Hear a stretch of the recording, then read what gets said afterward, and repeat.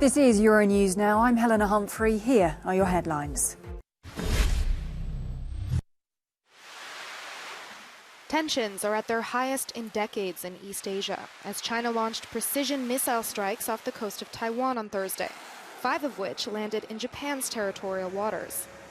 Beijing's military activity was prompted by U.S. House Speaker Nancy Pelosi's trip to Taipei this week and have been condemned by Taiwan, Japan, and the U.S.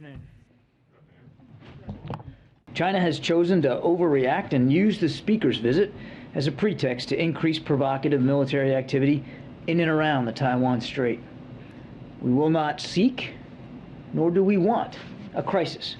At the same time, we will not be deterred from operating in the seas and the skies of the Western Pacific, consistent with international law, as we have for decades, supporting Taiwan and defending a free and open Indo-Pacific. While the U.S. has not said it will intervene, Washington will keep naval ships on station in the area to monitor the situation. U.S. law requires the government to treat threats to Taiwan, including blockades, as matters of grave concern. Pelosi became the highest-ranking U.S. official in 25 years to visit self-ruled Taiwan, which Beijing sees as a breakaway province to be annexed by force if necessary. Speaking in Tokyo on the last leg of her Asia trip, Pelosi said Beijing will not isolate Taiwan by preventing U.S. officials from visiting.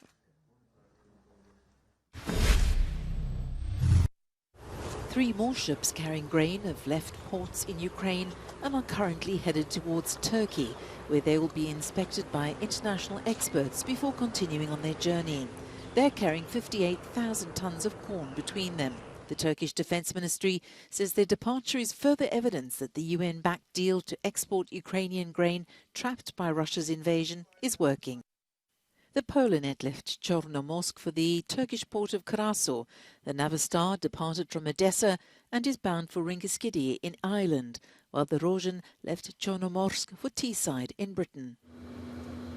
Their departure comes days after the first ship, the Razoni, left Odessa. It arrived in Istanbul on Wednesday, where a joint civilian inspection team spent 3 hours checking the cargo and crew of the ship. The vessel was allowed to continue on its way to Tripoli in Lebanon, where it's expected to arrive on Sunday morning. The shipments are intended to bring relief to countries suffering from food shortages caused by the war. But Ukraine says they represent a fraction of the grain still trapped in the country's silos and ports.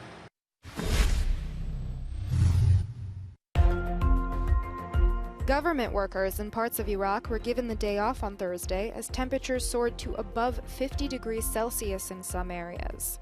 The extreme temperatures in one of the world's hottest countries caused power outages in many cities and towns. The heat wave has been ongoing since mid-July and is expected to continue.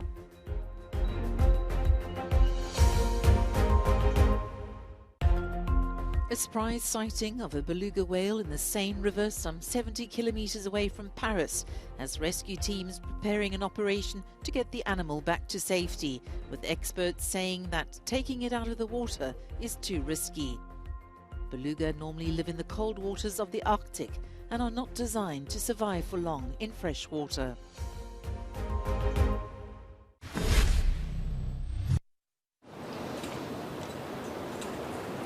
Extreme heat and dry conditions are causing problems in various sectors across Europe, including agriculture. Sustained drought is devastating crop yields in several countries, such as Romania, with farmers reporting they have little or nothing to harvest. There's nothing we can do. Each of us will have to figure it out on his own. The corn is dry, everything is dry. There will be no corn, not even a quarter of it. Some people may pick up something from here and there, but very little. In Italy's Po Valley, rice crops are under severe threat as lack of rainfall is drying up paddy fields.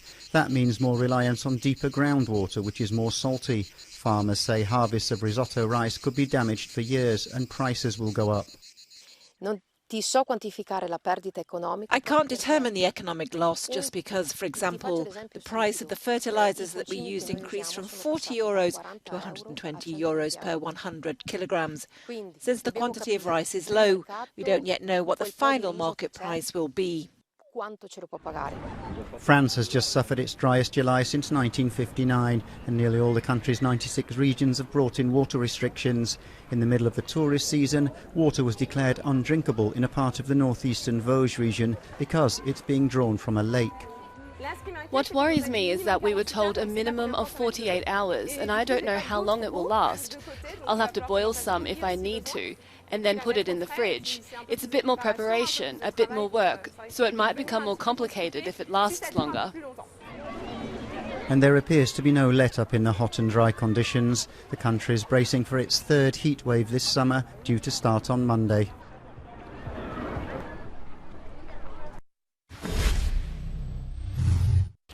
They investigate as if at a crime scene.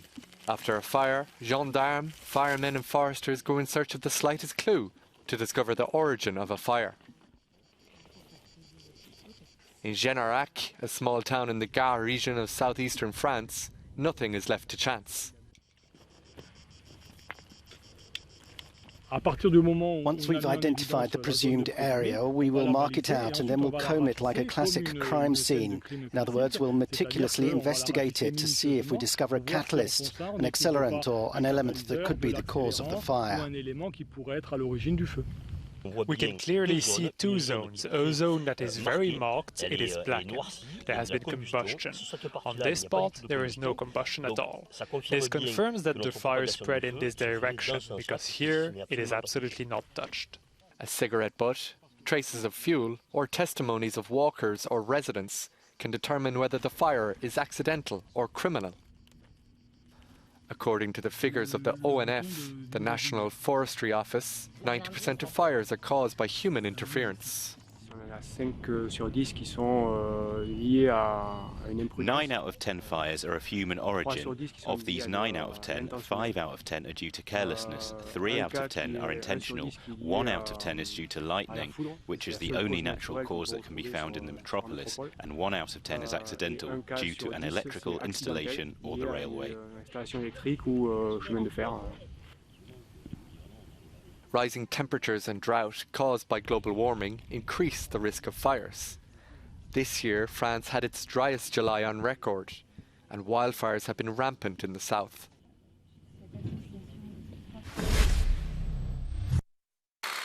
The Dutch government has declared a national water shortage. The public is being asked to limit usage, and a crisis team has been brought in to draw up plans for regulating the distribution of water reserves, should such restrictions become necessary. Drinking water is not at risk. I want to emphasize that. The drinking water supplies make sure 24/7 that the supply is in order. But what I do want to ask everybody to do is to use water sparingly. At this moment, shipping and agriculture are most affected. You can imagine that the rivers contain less water, so ships can carry less cargo and sail less. That is what it comes down to. The Eisel River is an example. It cuts through the Netherlands from Gelderland to the Ketelmeer. Normally the water level in the River Eisel is so high that we'll be standing in water right now. Behind me, as you can see, the inlet is dry, so the pumps can no longer take in water. Irrigation is necessary to avoid crop failures, but in some regions even this use is being restricted.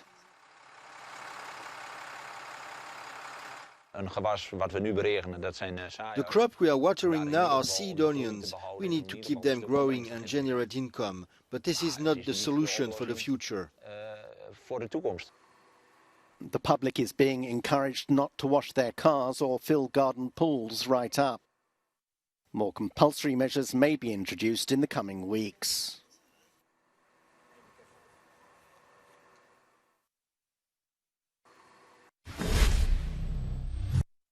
For the second time in a month, Turkish President Recep Tayyip Erdogan is set to hold talks with his Russian counterpart Vladimir Putin today. The meeting in Sochi comes a matter of days after the first ship carrying grain left a Ukrainian port under a deal between the warring sides brokered by the United Nations and Turkey. Well, for more analysis now, I want to bring in Sinan Özgün. He's the director of EDAM, the Centre for Economics and Foreign Policy Studies in Istanbul, and a visiting scholar at Carnegie Europe. Sinan, great to have you with us. Now, this is the second meeting between the two leaders in the space of a month. With it, do you think, is Erdogan trying to send a message to Western nations that Putin and Russia, in fact, are close allies of Turkey? Well, actually, this is, I have a different interpretation in the sense that Turkey has a number of issues that it wants to settle with Russia. And these are more important than sending a message to Turkey's partners in the West. In particular, the Turkish government wants to get a green light from Russia for a potential cross-border operation in Syria that would target regions that are under Russian control. That is the primary objective from the Turkish side regarding this meeting with the Russian leader. But obviously there are other issues like the monitoring of the grain deal, discussion about the future of Ukraine, and also the economic bilateral issues between Turkey and Russia. So it's really more about questions that relate to Turkey's security and economic interest than really sending a message to the West. So you're mentioning there a relationship between the two leaders which has some kind of negotiating element to it. And you specifically mentioned there Erdogan's wish to have an operation there in northern Syria and speaking to Putin about it. Do you think Putin then, on the other hand, some observers are asking whether he could ask for drone support with regards to Ukraine? And of course that could be problematic for Turkey, couldn't it, with regards to its role in NATO?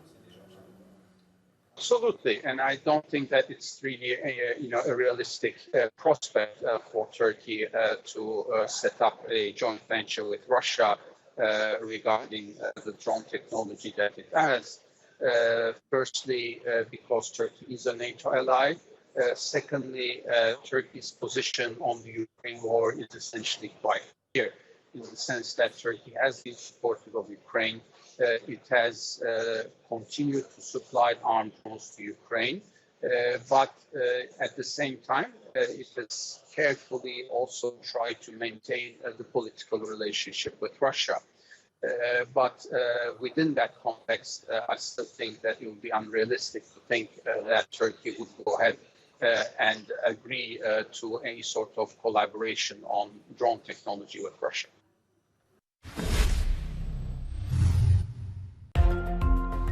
Rescue workers in northern Mexico are racing to save 10 miners who are trapped in a collapsed and flooded coal mine. The miners are trapped between two 60-meter-deep mine shafts that are more than halfway flooded with water. A team of more than 92 military personnel is working with specialists, dogs, and scuba divers to pump out the water and get the men to safety. A judge in the United States has ruled that actor Kevin Spacey must pay close to €30 million to the makers of the House of Cards TV series to make up for losses incurred when he was sacked for allegedly sexually harassing crew members. The ruling confirms a decision by a private arbitrator last year in favor of the production companies.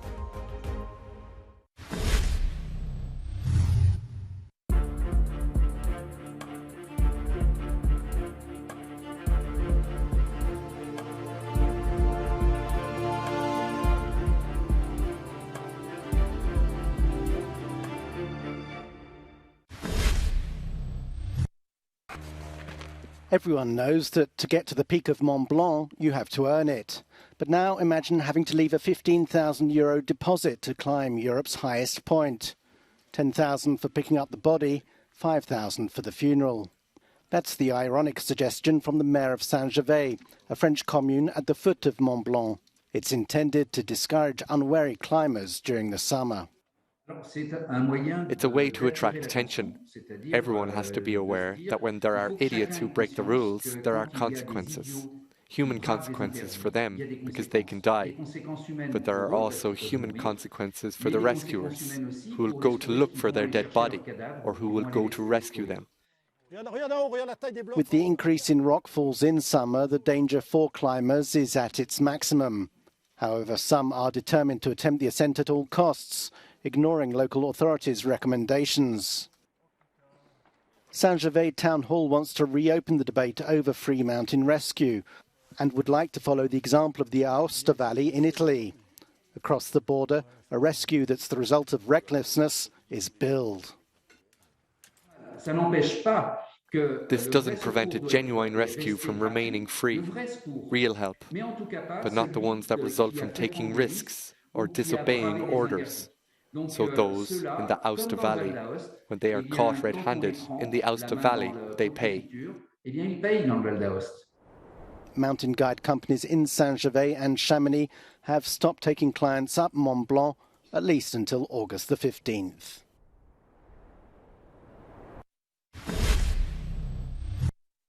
The Edinburgh International Festival gets underway today with crowds descending onto the cobbled streets of the Scottish capital, eager to enjoy shows put on by performers from around the world. And this year is a special one. It's the festival's 75th anniversary and the first time that the event gets back to its full, impressive scale after COVID restrictions. To talk more about it now, I'm joined by the Executive Director of the Edinburgh International Festival, Francesca Heggie. Francesca, great to have you with us. It's a bit of a special one, isn't it, this year after the COVID restrictions? What is it that you're most looking forward to? Oh, thanks, Helena. It really is. It's been a very long 3 years and we just are so pleased to be back. I'm just so happy that we've got something like 2,500 different artists back in the city this year from 45 different countries. So it's just being able to see the streets full, being able to see music and theatre and dance. It's fantastic just to be back. And we should also point out that it is the 75th anniversary of the festival as well. Talk to me a little bit about the legacy. It is, and it's really poignant as well as celebratory. I think it's poignant because the festival was set up in 1947 after the Second World War by a refugee in order to bring people together to find commonality and a sense of common purpose through arts and culture. And who would have thought that here we are 75 years later and those themes are just as relevant today as they were 75 years ago. But it's also celebratory because we're back and artists are back in town and audiences are back. And I've been lucky enough to see rehearsals over the last couple of days and just the energy that's back in those concert halls and the theatres is amazing. So I think people are going to have a fantastic time.